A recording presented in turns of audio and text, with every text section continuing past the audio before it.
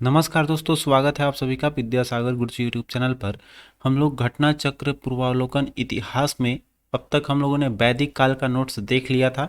आगे बढ़ेंगे हम लोग, इसका अब आएंगे क्वेश्चन आंसर देखेंगे। तो क्वेश्चन आंसर, पहला क्वेश्चन है आपका कि आर्य शब्द इंगित करता है। आर्य शब्द जो है एक संस्कृत भाषा का शब्द है जिसका कि अर्थ होता है श्रेष्ठ वंश। ठीक है, तो आंसर आपका डी हो जाएगा। नेक्स्ट क्वेश्चन की ओर बढ़ेंगे, आप देखेंगे तो यहाँ होगा शाब्दिक अर्थ जो है वो होता है श्रेष्ठ या फिर कुलीन। बाकी अलग अलग आपका दिया हुआ है, जो भी है उनके द्वारा क्या बोला गया है आर्य का अर्थ वो पढ़ लेंगे व्याख्या।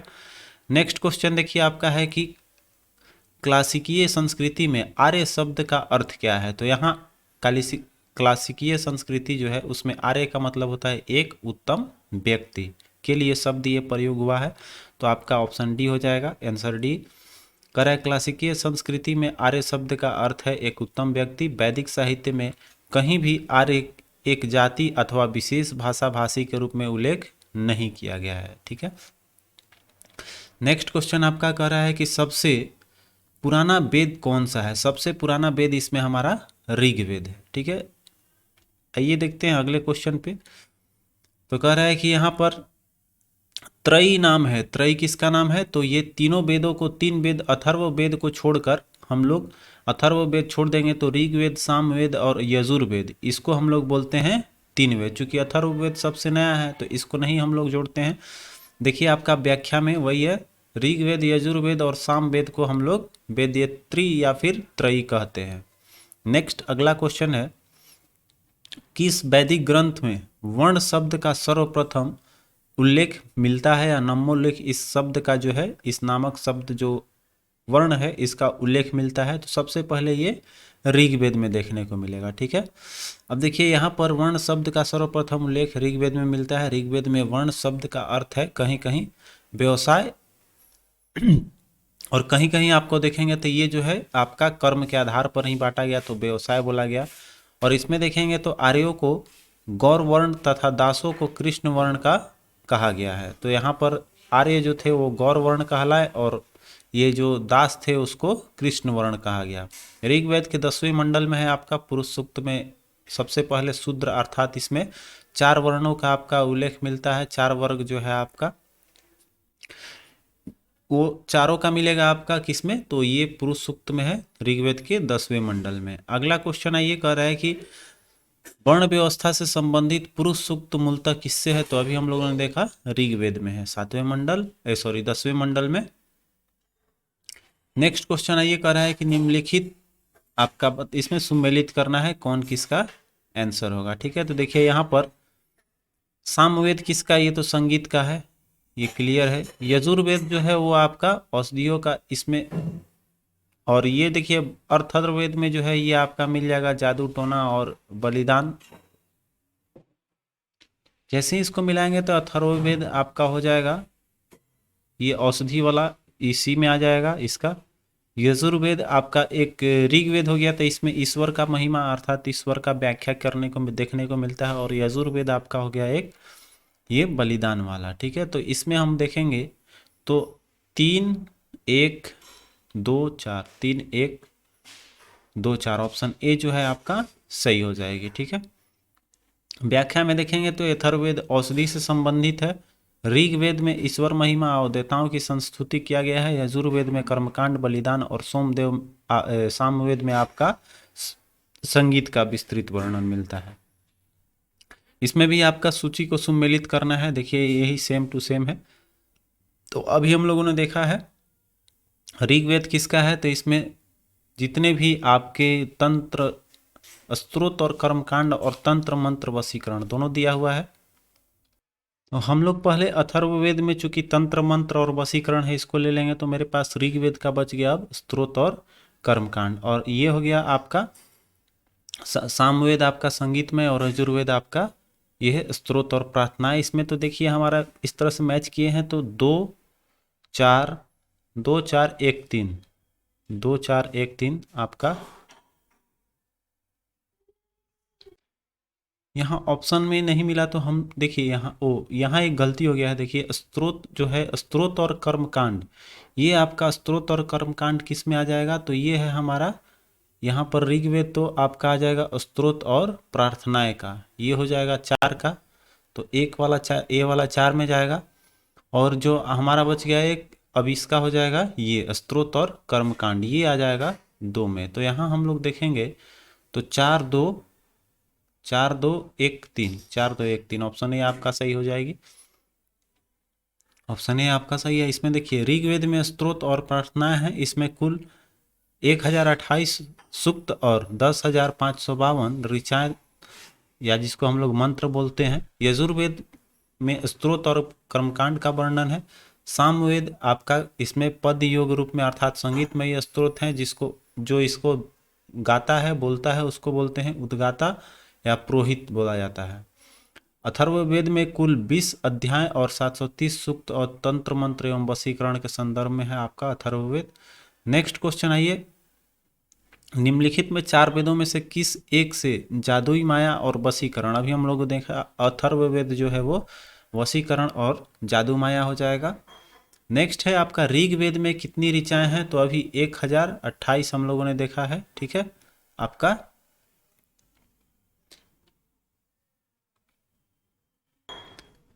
लेकिन इसमें दिया नहीं है, वही ये ऑप्शन आपका हो जाएगी, क्योंकि हो सकता है आपका जो पीसीएस है छत्तीसगढ़ का वो आपका आंसर दूसरा मान लिया हो, इसलिए नहीं दिया हुआ है। नेक्स्ट क्वेश्चन देखिए आपका है कि ऋग्वेद क्या है, तो ऋग्वेद जो है उसमें स्तोत्रों का संकलन है, स्तोत्रों का संकलन, साथ साथ इसमें आगे चलेंगे तो सूची 1 को सूची 2 के साथ इसमें मिलाना है। देखिए अब आ गया आपका किसका उत्तर चयन करेंगे, तो ऋग्वेद किसका है, ये ब्राह्मण से संबंधित है। ऐत्रेय देखेंगे तो आपका ऋग्वेद से है। फिर आपका सामवेद से हो जाएगा पंचवीस, अथर्ववेद से आपका गोपथ और यजुर्वेद से हो जाएगा आपका शतपथ। तो इस तरह से मैच किया है तो 3 4 1 2, 3 4 1 2, ऑप्शन सी आपका सही हो जाएगी। ठीक है, आगे देखते हैं, सी ऑप्शन है आपका, वही दिया हुआ है आपका ऋग्वेद ऐत्रेय, सामवेद पंचवीस, अथर्ववेद गोपथ और यजुर्वेद शतपथ ब्राह्मण का है। अगला क्वेश्चन देखिए करें, निम्नलिखित में से कौन सा ब्राह्मण ग्रंथ ऋग्वेद से संबंधित है, तो अभी देखा हम लोगों ने ये जो ऐत्रेय ब्राह्मण है वो आपका ऋग्वेद से संबंधित है। नेक्स्ट अगला क्वेश्चन इसी में देख लीजिए, हम लोग अभी जस्ट देखे हैं, तो ब्राह्मण ग्रंथ यज्ञों और उनके अनुष्ठानों के विधि विधानों से संबंधित जानकारी देता है। ऐत्रेय ब्राह्मण और कौशिकी ब्राह्मण, ये दो जो है ये आपका ऋग्वेद का है। पंचवीस जो है ये आपका तांडव और जैमिनी है, ये सामवेद के है, सामवेद का। और शतपथ ब्राह्मण यजुर्वेद का है, और गोपथ जो है ये आपका अथर्ववेद का है। चारों ऊपर हमने देखा था ऊपर। अब देखिए गोपथ ब्राह्मण आ गया, फिर से कौन सा है आपका अथर्ववेद का गोपथ। आगे बढ़िए तो कह रहे ऋग्वेद में कौन सा मंडल पूर्णतः सोम को 9वां मंडल है, सोम आपका 9वें मंडल में है, और 10वें मंडल में आपका ये है पुरुष सूक्त। ठीक है, पुरुष सूक्त में वर्ण का वर्णन किया गया है। नेक्स्ट क्वेश्चन है कि ऋग्वेद संहिता का 9वां मंडल पूर्णतः किसको समर्पित है, तो सोम, और सोम किसको बोला जाता था, तो पेय पदार्थ एक प्रकार का होता था, तो यही है, पेय पर नामकृत देवता है, ये सोम को समर्पित है। नेक्स्ट क्वेश्चन है आपका यज्ञ संबंधी विधि विधानों का पता लगता है किससे, तो ये है यजुर्वेद। यजुर्वेद डी ऑप्शन दे रहा है आपका, तो यजुर्वेद जो है यज्ञ संबंधी, यजुर्वेद यज्ञ से या से मिला लीजिएगा तो याद रहेगा, यजुर्वेद यज्ञ हो जाएगा। यजुर्वेद के 2 भाग है, शुक्ल और कृष्ण यजुर्वेद। नेक्स्ट क्वेश्चन है आपका, निम्नलिखित में से किसका संकलन ऋग्वेद पर आधारित है, तो ऋग्वेद की अधिकांशतः ऋचाएं जो है, जो 99 को छोड़कर बाकी सब जो है वो कहाँ से लिया गया है, इसमें जितनी भी ऋचाएं हैं वो आपका ऋग्वेद से लिया गया है, मतलब कि ऋग्वेद का ही एक भाग है आपका सामवेद। तो यह कह रहा है कि संकलन आपका ऋग्वेद पर आधारित है, तो सामवेद हो जाएगा। इसमें देखिए कह रहा है कि जिसमें सामान्यतः मत के अनुसार 75 और कुछ विद्वान इसमें मानते हैं 99, बाकी शेष सभी जो है वो आपका इसमें दिया हुआ है। तो हमने भी देखा है अधिकांशतः आपको 75 ही देखने को मिलता है, बुक में भी 1875 में कहीं कहीं 99 आपका है, तो 99 भी याद रखेंगे, 75 भी याद रखेंगे, क्योंकि कॉन्ट्राडक्टरी चीज़ है तो एग्जाम में भी पूछा भी नहीं जाता है ऐसे क्वेश्चन। नेक्स्ट क्वेश्चन आपका है कि भारत के किस स्थल की खुदाई से लौह धातु के प्रचलन का प्राचीनतम प्रमाण मिला है?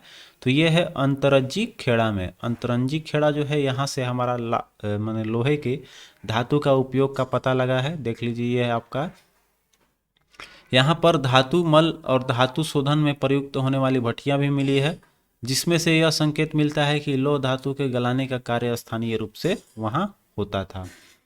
देखिए उपनिषद पुस्तक क्या है? तो उपनिषद क्या है? तो उपनिषद एक दर्शन है, ठीक है। दर्शन अर्थात जितने भी दार्शनिक है वही लिखे हैं उपनिषद, इसलिए इसको दर्शन ग्रंथ बोला जाता है, ठीक है। और इस उपनिषद को ही क्या बोलते हैं? वेदांत भी कहा जाता है। नेक्स्ट क्वेश्चन देखिए आपका है कि उपनिषदों की संख्या कितनी है? सॉरी, उपनिषद जो है उसमें क्वेश्चन पूछ रहा है उपनिषद में आपका मुख्य विषय क्या है? तो ऊपर हम लोगों ने देखा आपका दर्शन है। निम्नलिखित में से किस एक वैदिक साहित्य में मोक्ष की चर्चा मिलती है? तो इसमें आपका मोक्ष के बाद देखेंगे तो हमारा हो जाएगा उपनिषद, ठीक है, उपनिषद में ही है। अब आगे बढ़ेंगे तो नेक्स्ट क्वेश्चन देखिए कर रहा है आपका कि अध्यात्म ज्ञान के विषय में नचिकेता और यम के संवाद का किस उपनिषद से मिलता है? तो ये बहुत बार क्वेश्चन आया हुआ है। कठोपनिषद से आपका देखिए कितनी बार क्वेश्चन ये रिपीट हुआ है। तो कठोपनिषद में जो है वो है आपका यम और नचिकेता का।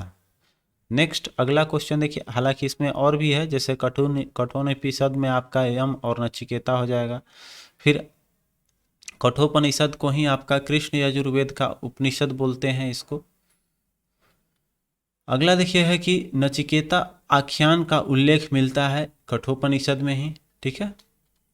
नेक्स्ट अगला क्वेश्चन है कठोपनिषद काल के राजा अश्वपति शासक थे कहाँ के? तो ये कैकेय के थे, ठीक है, कैकेय आपका हो जाएगा। नेक्स्ट क्वेश्चन आपका निम्नलिखित में से वैदिक साहित्य का सही क्रम कौन सा है? तो यहाँ पर सबसे पहले हो जाएगा वैदिक संहिता, फिर उसके बाद ब्राह्मण और आरण्यक, तब आपका होगा उपनिषद इसका लिखा हुआ है, ठीक है।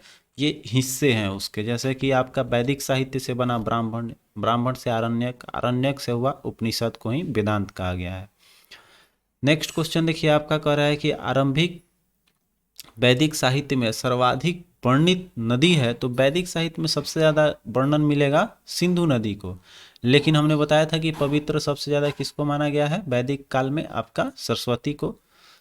नेक्स्ट क्वेश्चन देखिए आपको बढ़ेंगे तो कह रहा है कि वैदिक नदी अस्किनी की पहचान निम्नलिखित नदियों में से किसके साथ की जाती है? तो आपका अस्किनी किसका हो जाएगा? चिनाब का। इसको हमने नोट्स में याद करवाया था, तो चिनाब हो जाएगा। नेक्स्ट क्वेश्चन है ये कह रहा है ऋग्वेद में निम्नांकित किन नदियों का उल्लेख अफगानिस्तान के साथ आर्यों के संबंध में सूचक है? तो ये है कुंभा और क्रुम, कुंभा और क्रुम। नेक्स्ट क्वेश्चन देखिए यहाँ पर कुंभा काबुल का है और क्रुमु जो है कुर्रम का, गोमती, गोमल और ये सब नदियां हैं आपके अफगानिस्तान के। वैदिक नदी कुंभा का स्थान कहाँ निर्धारित होता है? तो अभी हम लोगों ने देखा अफगानिस्तान का है कुंभा और क्रुमो। नेक्स्ट आइए कह रहा है कि नीचे आपका दिया हुआ है वैदिक नदियाँ और उसका आधुनिक नाम, उसको हम लोग को मैच करा देना है। तो अभी हम लोगों ने देखा कुंभा किसका है? ये कुंभा काबुल का नाम है, ठीक है। सादानीरा आपका गंडक का था, परुशनरी आपका रावी नदी है और शतुद्री सतलज का नाम है। ये सब कल हम लोगों ने पिछले वीडियो में देखा था, तो जो लोग नहीं देखे होंगे देख लेंगे। तो इस तरह मिलाएंगे तो 2 3 1 4, 2 3 1 4 ऑप्शन बी आपका हो जाएगा 2 3 1 4, ठीक है। आधुनिक नाम फिर से दिया हुआ है, आप लोग देख लेंगे। नेक्स्ट कह रहा है कि निम्नलिखित में से कौन सी प्रथा चतुष्टय वेदांतर काल में प्रचलित हुई थी? तो इसमें धर्म अर्थ काम मोक्ष ये तो था ही। इसमें देखिए प्रथा चतुष्टय वेदोत्तर काल में, वेद के बाद उत्तर काल में, ये दोनों आपका ए और सी दोनों दे रहा है, ए और सी दोनों हो जाएगा। आगे देखेंगे करे कि धर्म तथा व्रत भारत की प्राचीन वैदिक सभ्यताओं से एक कथनों पर विचार को चित्रित करते हैं। इसमें बताना है कि कौन सा आपका कथन सही है, ठीक है। सही कथन हम लोग देखेंगे तो इस टाइप के क्वेश्चन में आपका दोनों का दोनों लगभग सही होता है। तो धर्म व्यक्ति के दायित्वों ने स्वयं तथा दूसरे के प्रति व्यक्तिगत कर्तव्यों का संकल्पना था। ये स्टेटमेंट सही है, धर्म व्यक्ति के दायित्व था। करा है कि रीत जो है मूलतः नैतिक विधान था जो सृष्टि और उसमें अंतर्निहित सारे तत्वों को क्रियाकलापों का संचालित करता था। तो दोनों आपका कथन सही है। नेक्स्ट आइए अगले क्वेश्चन पे चलेंगे। अरे भारतीय संस्कृति के अंतर्गत रीत का अर्थ क्या है? तो रीत हम लोग अभी बोले, ऊपर देखे, रीत या फिर प्राकृतिक नियम एक ही होता है। चलिए आगे देखेंगे। निम्नलिखित वैदिक देवताओं में किसे उनका पुरोहित माना जाता है? तो पुरोहित हम लोग इसमें बृहस्पति को मानेंगे। ठीक है, वैदिक देवताओं में पुरोहित किसको माने हैं? बृहस्पति को वैदिक देवताओं के पुरोहित माना जाता है। अब देखिए कह रहा है कि निम्न में से कौन सी ब्रह्मवादिनी थी जिसने कुछ वेद मंत्रों की रचना किया था? तो ये आपका लोपामुद्रा जो रही है ये वैदिक काल की, ये आपका मंत्रों के संग्राहक अर्थात विद्वंसी होती थी, जो आपका रचना अर्थात उस समय बोला जाता है कि वैदिक काल में महिलाओं की स्थिति शिक्षा के मामले में और भी मामले में बेहतर थी आपका उत्तर वैदिक काल से। अब देखिए ऋग वैदिक काल में निष्क शब्द का प्रयोग एक आभूषण के लिए हुआ था, किंतु परिवर्तित काल में उसका प्रयोग किस अर्थ में हुआ था? तो निष्क आपका हो गया था ये सिक्का में। ठीक है, ऋग वैदिक काल में आपका निष्क हुआ, आगे चल के निष्क बोला गया सिक्के को। चलिए नेक्स्ट क्वेश्चन आइए। कह रहा है कि ऋग वैदिक काल में निष्क किस अंग का आभूषण था? ये निष्क कहाँ पहना जाता था ये आभूषण ऋग वैदिक काल में?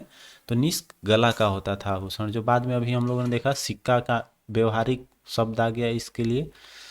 अगला क्वेश्चन है कि प्राचीन काल में निशाका जाने जाते थे किसके लिए? तो निशाका आपका स्वर्ण आभूषण के लिए प्रसिद्ध है। आगे देखिए कह रहा है कि देखिए इसमें हम लोग पढ़ लेते हैं। बौद्ध जातक के 3 प्रकार के स्वर्ण सिक्कों का उल्लेख मिलता है। प्रथम सिक्का में निशाका या निष्क, दूसरे क्रम में सुवर्ण और तीसरे क्रम में आपका मसाका। मूल्य की दृष्टि से सबसे निम्न और निशाका जो है उच्च मूल्य वाली मुद्रा थी। तो मसाका सबसे निम्न हो गई और सबसे उच्च जो था उसको निशाका बोला गया। ये बौद्ध जातक में है। आगे देखिए है बोगोज कोई महत्वपूर्ण है, क्यों? बोगोज कोई महत्वपूर्ण इसलिए है कि यहाँ पर देवी देवताओं से संबंधित शिलालेख प्राप्त हुए हैं। तो ये आपका यहाँ से प्राप्त अभिलेख में वैदिक देवताओं और देवियों का उल्लेख मिलता है, जिसमें आपका इंद्रप्रस्थ और इंद्र, वरुण, मित्र और नाथ से ये 4 हैं। देखिए आपका देवता इंद्र, वरुण, मित्र और नाथ, ये आपका 4 देवताओं का उल्लेख मिलता है इसमें बोगोज के अभिलेख में, जो एशिया के माइनर में स्थित है। आगे देखिए नेक्स्ट क्वेश्चन है कि निम्नलिखित अभिलेखों में कौन सा ईरान से भारत में आर्यों के आने की सूचना मिलती है? तो ये है बोगोजकोई का ही अभिलेख है। ठीक है, बोगोजकोई अभिलेख हो जाएगी। नेक्स्ट कर रहा है कि 14वीं शताब्दी ईसा पूर्व में एक अभिलेख जिसमें वैदिक देवताओं का वर्णन मिलता है। एक ही चीज आपका क्वेश्चन बार बार रिपीट है, ये भी इंपॉर्टेंट क्वेश्चन है। नेक्स्ट कर रहा है कि निम्नलिखित में से किसने आर्यों के आदि देश के बारे में लिखा था? तो आदि देश के थे ये कहा था आपका बाल गंगाधर तिलक। नेक्स्ट आइए क्वेश्चन देखते हैं। तो कह रहा है जिस ग्रंथ में पुरुष मेघ का उल्लेख हुआ है वह है पुरुष मेघ का। तो यहाँ देखिए हम लोग देखेंगे तो एक प्रकार का पुरुष मेघ जो है यज्ञ है।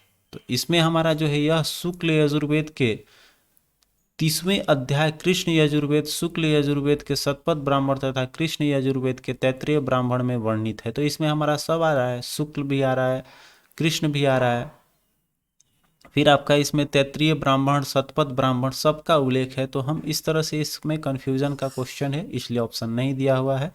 ठीक है, अतः प्रश्न में दिए गए विकल्पों में तीनों मौजूद होने के कारण उत्तर नहीं दिया जा सकता है। तो ऑप्शन में होगा शायद पुरुष में का उल्लेख नहीं है जोड़ देंगे तो हमारा ऑप्शन पंचविश ब्राह्मण्य हो जाएगा। ठीक है, नेक्स्ट है आपका कि शतपथ ब्राह्मण्य में उल्लेखित राजा विदेह माधव से संबंधित ऋषि थे। तो ऋषि गौतम राहुगण थे जो आपके राजा विदेह माधव से संबंधित थे। आगे देखेंगे तो अरे उत्तर वैदिक काल में निम्नलिखित में से किसको आर्य संस्कृति का धुर समझा जाता था? तो ये है आपका कुरु और पंचाल को। कुरु और पंचाल जो आपका महाजनपद है, इसमें आपका देखिए आपका कर है कुरु और पंचाल हो जाएगा। उत्तर वैदिक काल में नगरीकरण की प्रक्रिया आरंभ हो चुकी थी। कुरु और पंचाल इस समय में प्रमुख नगर बन गए थे तथा ये नगर उत्तर वैदिक सभ्यता का मुख्य केंद्र था, अर्थात केंद्र को हम लोग धुर या धुरी बोलते हैं, हब था। ठीक है, अगला है गोत्र शब्द। सबसे पहले आपका ऋग्वेद में मिलता है, कल ही हम लोगों ने नोट्स में देखा था, ऋग्वेद हो जाएगा आपका। गोत्र शब्द का उल्लेख, जिसका मूल अर्थ क्या है? गोष्ठ अथवा वह स्थान जहां समूचे कुल के गोधन पाला जाता था। नेक्स्ट आइए क्वेश्चन कर रहा है कि पूर्व वैदिक आर्यों का धर्म मुख्यतः क्या था? तो देखिए इसमें आर्यों का धर्म देखेंगे तो प्राकृतिक पूजा और यज्ञ, पूजा यज्ञ करना ही आर्यों का मुख्य कार्य है। तो यहाँ देखिए आपका ऑप्शन वही दे रहा है जो आगे कह रहा है कि भक्ति और मूर्ति पूजा का उदय जो है ये आपका मौर्योत्तर काल में हुआ था। तो प्रारंभिक हमारा एक तरह से मुख्य कार्य क्या हो जाएगा? प्राकृतिक पूजा और ये यज्ञ। नेक्स्ट क्वेश्चन देखिए कर रहा है कि ऋग वैदिक काल में जनता निम्न में से मुख्यतः किसमें विश्वास करती थी? तो ऋग्वेद में कर्मकांड और बलि, कर्मकांड तो बहुत ज़्यादा था, इसी के कारण आपका विभिन्न विभिन्न धर्मों का उद्भव हुआ। तो बलि और कर्मकांड था। नेक्स्ट क्वेश्चन आइए कर रहा है प्रसिद्ध 10 राजाओं का युद्ध किस नदी के तट पर लड़ा गया था? तो यह आपका परशुणवी अर्थात रावी नदी के, जिसका आधुनिक नाम रावी है, तो रावी नदी के तट पर था, जिसमें कि आपका सुदास विजयी हुआ था। नेक्स्ट क्वेश्चन आइए कर रहा है कि ऋग्वेद में उल्लेखित प्रसिद्ध 10 राजाओं का उल्लेख किस नदी परशुणी ऊपर हो गया है? अगला देखिए निम्न में से किस नदी को ऋग्वेद में मातेत्मा, देवीत्मा और नदीत्मा, ये सरस्वती नदी को बोला गया है। यही जो है ऋग्वेद में सबसे पवित्र नदी भी बताया गया है, इसको 3 नामों से जाना गया है। चलिए देखते हैं अगला क्वेश्चन। उस जनजाति का नाम बताइए जो ऋग वैदिक आर्यों के पंचजन से संबंधित नहीं है। बहुत अच्छा क्वेश्चन है आपका। तो यहाँ पर जनजाति जो है ऋग्वेद आर्यों से पंचजन से नहीं संबंधित है, ये है आपके कीकट। ठीक है, आगे देखेंगे तो पंचजन कौन कौन थे ये पढ़ लेंगे। यदु, द्रयु, पुरु, अनु और आपका तुर्वसु। आगे देखिए तो कह रहा है कि प्राचीन काल में आर्यों के जीविकोपार्जन का मुख्य साधन क्या था? तो कृषि थी। जो आर्य थे उसका मुख्य कार्य कृषि था।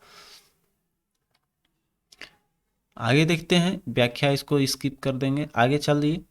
कह रहा है कि ऋग्वेद में उल्लेखित यव शब्द कृषि उत्पादन हेतु प्रयुक्त किया गया था। यव मतलब इसी जौ का ही भ्रंश शब्द था, जौ यव। ठीक है, तो जौ हो जाएगा। नेक्स्ट क्वेश्चन आइए, सूची 1 को सूची 2 के साथ सुमेलित करना है इसमें, और सही उत्तर का चयन करेंगे हम लोग। तो देखिए इसमें हो जाएगा ब्रीही, जो है ब्रीही कहा गया आपका, वो हो जाएगा चावल से रिलेटेड। यव अभी हम लोगों ने देखा जौ का है। फिर उसी तरह से बढ़ेंगे हम लोग तो मृदग हो जाएगा, मूंग को बोला गया है, इसी का भ्रंश इसको भी ले लेंगे, मूंग मृद मुदंग, मूंग और मुदंग भ्रंश लग रहा है। येछु जो है ये हो जाएगा गन्ना का। तो इस तरह मिलाएंगे तो 4 का 1, 2 ऑप्शन और 1 का 2, 2 और 4 का 1, लास्ट में ये डी ऑप्शन आपका सही हो जाएगी।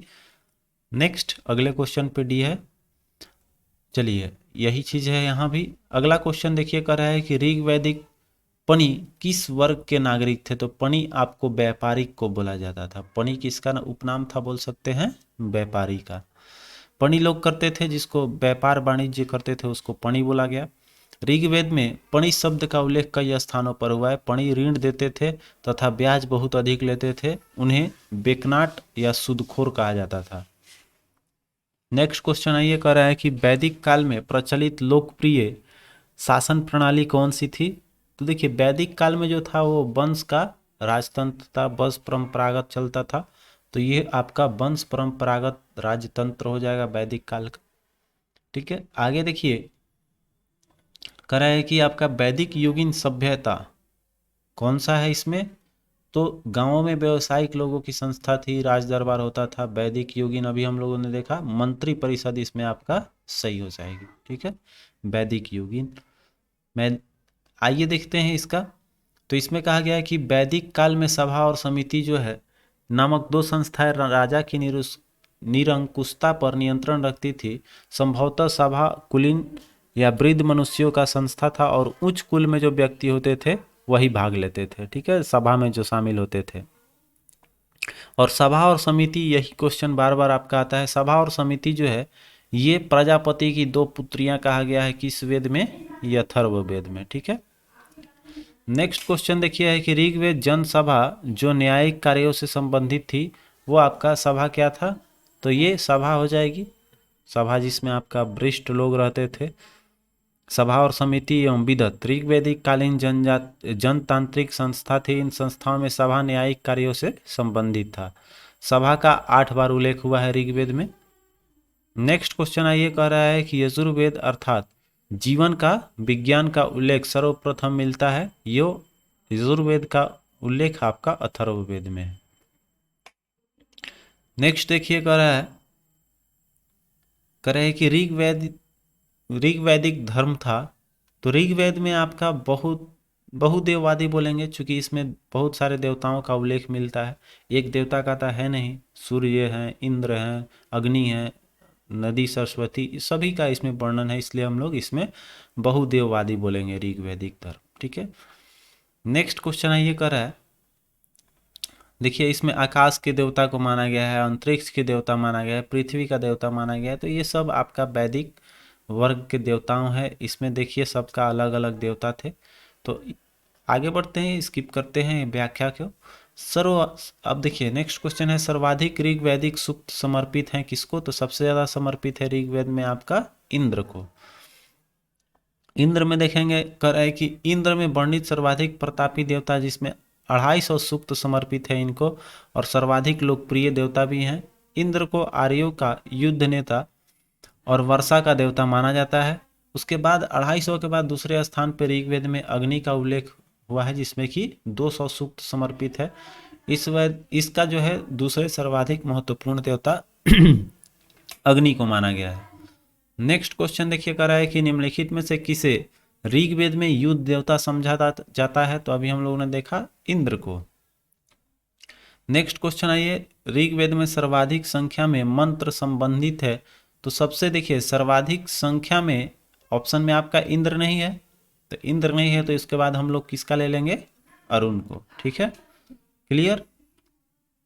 सबसे सर्वाधिक संख्या में इंद्र है लेकिन ऑप्शन में नहीं है, इसलिए हम लोग इसको ले लेंगे अग्नि। नेक्स्ट क्वेश्चन देखिए कह रहा है कि निम्नलिखित स्थानों पर विचार कीजिए तथा नीचे दिए गए कूट से सही उत्तर का चयन करना है, ठीक है। तो देखिए यहाँ पर झंझावत के देवता थे, किसके बारे में भाई बात कर रहा है, तो वैदिक देवता इंद्र के बारे में बात कर रहा है। तो इंद्र देखिए, इंद्र एक वर्षा के देवता थे, और आपका एक हो जाएगा वर्षा और एक हो जाएगा झंझावत के देवता बोल सकते हैं। और तो ऑप्शन में साफ नजर आ रहा है, तो 1 और 4 ऑप्शन में चुकी है, तो हम लोग डी ऑप्शन ले लेंगे, ठीक है।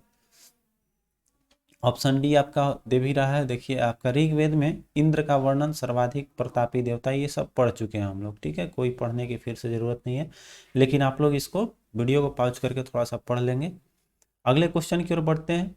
निम्नलिखित में से पूर्व वैदिक आर्यों का सर्वाधिक लोकप्रिय देवता कौन थे, तो इंद्र थे। नेक्स्ट आइए कर रहा है, वैदिक देवमंडल में निम्न में से कौन देवता युद्ध के देवता इंद्र माने गए हैं, अभी सब देख चुका है हम लोगों ने। आइए बढ़ते हैं अगले क्वेश्चन पे। कह रहा है कि 800 से 600 ईसा पूर्व का काल किस युग का जाना जाता है, तो ये है आपका ब्राह्मण युग। 800 से 600 का हो जाएगा ब्राह्मण युग। नेक्स्ट क्वेश्चन आइए कह रहा है कि गायत्री मंत्र किस पुस्तक से है, तो ऋग्वेद से लिया गया है। ये तो बहुत पुराना क्वेश्चन है। आइए देखते हैं अगले क्वेश्चन को। कह रहा है कि गायत्री मंत्र के नाम से प्रसिद्ध मंत्र सर्वप्रथम किस ग्रंथ से लिया गया है, वही क्वेश्चन है, ऋग्वेद से ही लिया गया है। नेक्स्ट आपका है, गायत्री मंत्र की रचना किसने किया था, विश्वामित्र द्वारा किया गया था। ये सब बहुत बार आया हुआ क्वेश्चन है, रिपीटेड हमेशा पूछते रहता है और सभी एग्जामों में भी। तो इसको चलते हैं आगे देखते हैं। कह रहा है कि सर्ग प्रतिसर्ग वंश मनवंतर और वंशानुचरित संकेतक हैं किस चीज का, तो ये पुराणों में है, ठीक है। ये पुराणों के संकेत दे रहे हैं।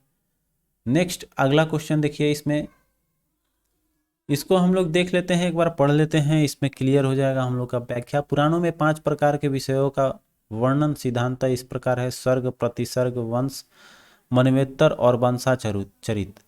इसमें सर्ग बीज आदि सृष्टि का पुराण है। प्रतिसर्ग जो है वो प्रलय के बाद की पुनर्सृष्टि को कहते हैं। वंश के देवताओं को ऋषियों के वंश और वृक्षों का वर्णन है। फिर आपका मनवेत्तर में कल्प के महायुगों का वर्णन है। और जो आपका वंशानुचरित है, इसमें पुराणों के वे अंग है जिसमें राजवंशों की तालिकाएं दी हुई है, तो राज्यवंश इसमें मिलेगा। और राजनीतिक अवस्थाएं, कक्षाओं और घटनाओं का वर्णन है। पुराणों की संख्या 18। ठीक है, आइए आगे देखेंगे। तो कह रहा है कि श्रीमद् भगवत गीता मौलिक रूप से किस भाषा में लिखी गई थी? तो ये श्री आपका संस्कृत भाषा में है मूल रूप से। नेक्स्ट अगला क्वेश्चन है, महाभारत मूलतः किस रूप में जानी जाती है? तो इसी को हम लोग जय संहिता के नाम से भी जानते हैं। ठीक है, चलिए जय संहिता हो जाएगा। जय संहिता हो गया, इसमें आपका 8800 श्लोक थे, इसे जय संहिता के नाम से जाना जाता था। महाभारत का दूसरा संस्करण भारत था, इसमें आपका 24,000 हो गया। वर्तमान महाभारत में अभी 1 लाख से अधिक भी आपका श्लोक है, अतः इसका नाम रख दिया गया सतसहस्त्री संहिता या फिर महाभारत। अगला देखिए, सतसहस्त्री संहिता उपनाम निम्नलिखित में से किसका है? अभी हम लोगों ने देखा महाभारत का हो जाएगी। नेक्स्ट अगला क्वेश्चन ये कर रहा है कि हिंदू पौराणिक कथा के अनुसार समुद्र मंथन है तो किस सर्प ने रस्सी के रूप में स्वयं को प्रस्तुत किया था? तो वो थे वासुकी। ठीक है, चलिए अगला क्वेश्चन देखिए, वासुकी का प्रयोग किया गया था और यहाँ था मथनी के रूप में था, वो था मंद्रांचल पर्वत। ठीक है, ये भी याद रखेंगे, पर्वत था मंद्रांचल पर्वत, और रस्सी के रूप में आपका सांप जो थे वासुकी का प्रयोग हुआ था। नेक्स्ट क्वेश्चन ये कह रहा है कि किस काल में अछूत की अवधारणा स्पष्ट रूप से उद्धृत हुई थी? तो ये देखिए, धर्मशास्त्र जब हुआ था उसी में आपका मुख्य रूप से अछूतों को बिल्कुल अलग माना गया। तो धर्मशास्त्र में ही आपका ये देखेंगे तो 4 वर्ग थे आपके, 4 वर्ण में आपका ब्राह्मण, क्षत्रिय, वैश्य और शूद्र हो गए। ठीक है, अब देखिए आगे बढ़ेंगे हम लोग। कराया कि सत्यमेव जयते शब्द किस उपनिषद से लिया गया है? तो ये आपका मुंडक उपनिषद से है, सत्यमेव जयते। नेक्स्ट अगले क्वेश्चन की ओर आइए, सत्यमेव जयते शब्द कहाँ से लिया गया है? अभी हम लोगों ने देखा मुंडक उपनिषद है इसमें। नेक्स्ट है आपका भारतीय प्रतीक पर उत्कृष्ट सत्यमेव जयते, वही मुंडकोपनिषद से ही लिया गया सत्यमेव जयते। बढ़िया क्वेश्चन आ गया आपका, तमसो माँ ज्योतिर्गमय कथन है मूलतः आपका उपनिषद से ही लिया गया है, और किस उपनिषद से है? तो बृहदारण्यक उपनिषद। ठीक है, तमसो माँ ज्योतिर्गमय उपनिषद का हो जाएगा। तमसो माँ ज्योतिर्गमय कथन बृहदारण्यक उपनिषद से लिया गया है, जिसका अर्थ होता है अंधकार से प्रकाश की ओर ले जाना। नेक्स्ट आइए है कि किस उपनिषद का शाब्दिक अर्थ है सफेद घोड़ा? सफेद घोड़ा हम लोग इसमें इनमें से कोई नहीं हो जाएगा। ठीक है, जिसमें कि आपका अर्थ होता है उपनिषद का ही अर्थ होता है आपका सफेद घोड़ा, लेकिन इसमें तो इनमें से कोई नहीं ऑप्शन है, यही हो जाएगा। विकल्प में दिए गए किसी उपनिषद का तात्पर्य जो है वो आपका नहीं दिया हुआ है जिसका सफेद घोड़ा होता है, क्योंकि श्वेताश्वर उपनिषद का ही श्वेत आश्व। ठीक है, श्वेताश्वर उपनिषद का अर्थ होता है सफेद घोड़ा। नेक्स्ट ये कह रहा है कि सत्यकाम जवाल की कथा जो अनव्याही माँ होने के लांछन को चुनौती देती है, वो उल्लेखित है छंदोग्य उपनिषद में। ठीक है, अगला देखिए क्वेश्चन आएंगे, तो ऋग्वेद की मूलतः लिपि, ऋग्वेद आपका किस में था? वो ब्राह्मी लिपि में थी। ऋग्वेद आपका ब्राह्मी लिपि हो जाएगा। ठीक है, बढ़ते हैं नेक्स्ट क्वेश्चन पे आएंगे। तो कह रहा है कि इसमें देखेंगे तो वही चीज लिखा हुआ है, 10 मंडल है और 1028 सूक्त हैं। वैदिक कर्मकांड में होता का संबंध किससे था?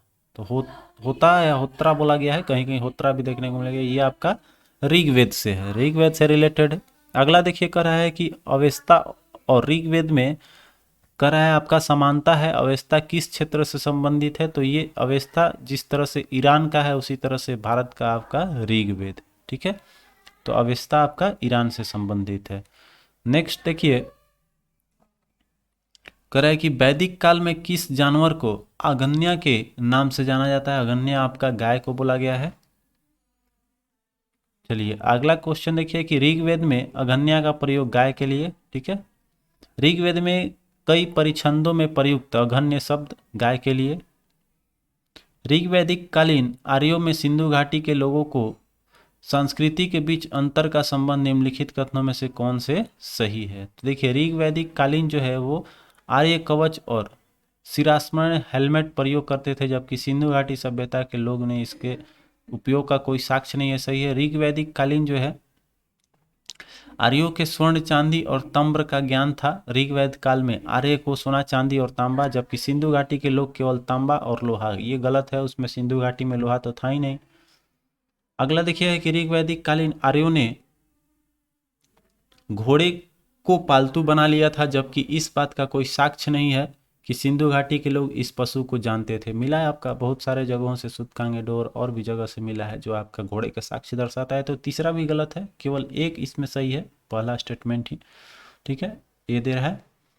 आइए देखते हैं आगे, हम लोग व्याख्या इसको आप लोग पढ़ लेंगे, ठीक है। चलिए अगला क्वेश्चन देखेंगे हम लोग। कह रहे हैं कि ऋग्वैदिक काल में प्रारंभ में निम्न में से किसे महत्वपूर्ण मूल्यवान संपत्ति समझा गया है। तो गाय को ही ज़्यादा महत्व दिया गया है, इसमें गाय हो जाएगी, इसी के कारण इसको अगन्या बोला गया है।